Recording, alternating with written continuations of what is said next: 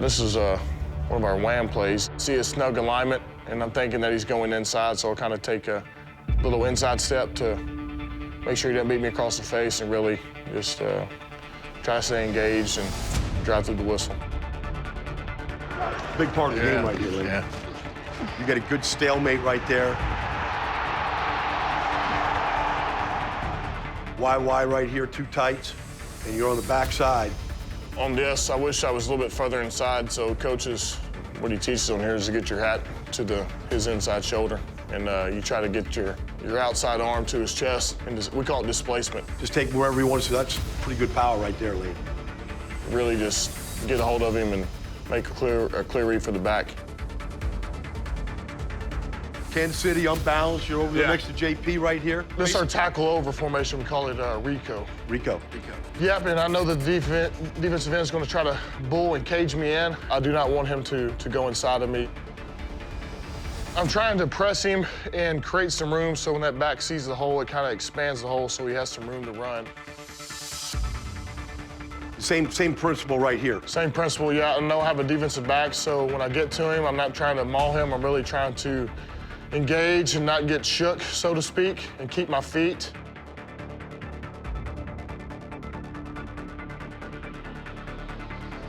On this, I'm trying to kick out Aaron. I know that he's upfield so quick. Yeah. I really don't have to do a whole lot of work. Let him go. He kind of takes himself out of the play. He takes himself out of the play here, but my gig is to make sure he doesn't beat me across my face inside.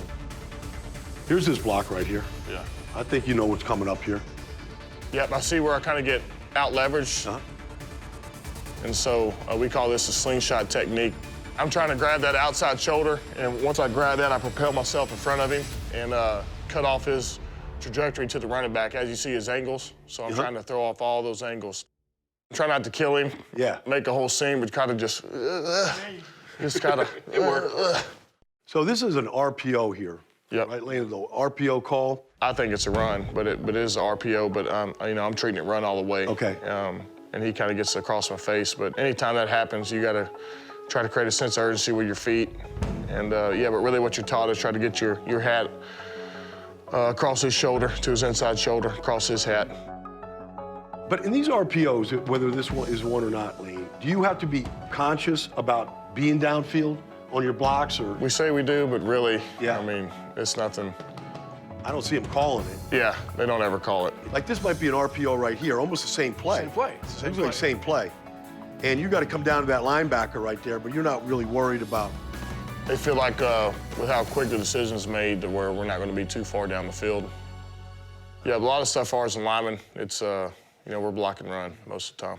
What's your aiming spot here? Like you just aiming for the hip right here, Lane? Yeah, I'm trying. I wish I was a little bit lower. I would like to aim towards that rib cage, that hip area, and lift him.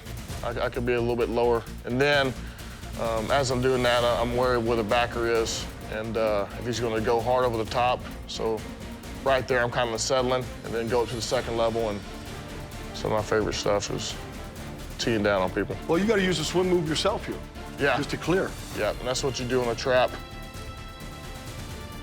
Both the guard and the tackle simulating a T block on him and let him fall on his face most of the time. Yeah. You just got to shield him right here. Just don't let him penetrate. I'm trying to go to his inside arm, and I see that he has leverage. And when I see him try to make that break, I know he sees the hole and trying to, you know, go get the running back. And so last minute sense of urgency, I'm trying to brush him across the hole and make a read for the back. So perfect. Yeah. Yeah, so this is our mid zone here. And really, with these backs, I mean, with the angles that you're taking, it's all based on the linebacker's width. So if he's tight like that, I'm going really vertical. So I'm trying to press that outside shoulder, chipping, and then going up and capture that backer. Those angles change depending on where the backer is for some of the guys that care about O-line play. Everyone talks about your feet, the quickness and all that, but the hands.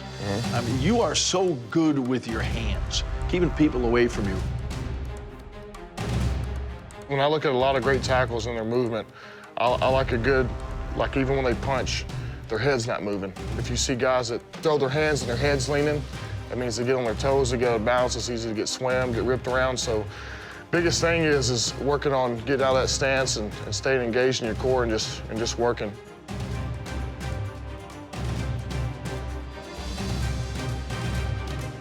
But a lot of times what I do, I try to stay patient in my set, and I create it it's like a trap. So I'm just kind of reading off of you, and once you come to these hands, and I kind of let them get the first, bull rush me, and I double under.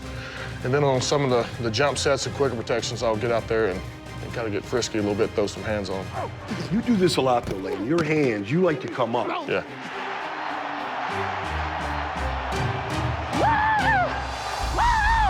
Does that help lift the guy? Take his... Well, one thing I remember watching from the Joe Thomas film is whenever he talked about power, and one thing that he did whenever he was talking about the bull rush is, they're trying to generate their power through you, and whenever you get your ankles, knees, and hands in alignment, and it forces that, kind of that power up. And so Center of gravity, lift Exactly. I want to take his movement and his energy and lift it up. Take his center of gravity. Center of gravity up, right? So you're going to hit his shoulder pads, and you're actually going to try to lift it up. And that's what I try to do. Pass protection, I'm not trying to be too violent.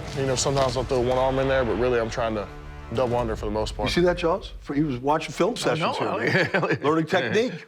In this pass protection, you can see things that are coming. Yeah. Like you point out right here that you can see the cheat. Yeah, you can see it. You can see it. It's always, a numbers count, too. You see 3/2. A lot of times those secondary players, when they're coming, they'll do everything they can not to look inside and kind of be awkward, and so it's kind of a telltale sign. I'm sure you've had your fair share of that. And now, hey, you play a little quarterback, too, so you can see that stack look. That's kind of a little pre-snap indicator. So, hey, it's coming back to pay dividends for you. It's really numbers count. It's 3 greater than 2. Yeah. So it's kind of the complexity of my Count job. to 3 to play the game. Yeah, if you count to 3, you can.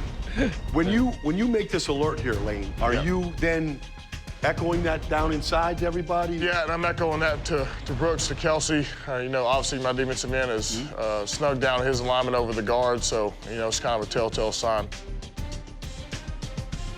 You're waiting for this.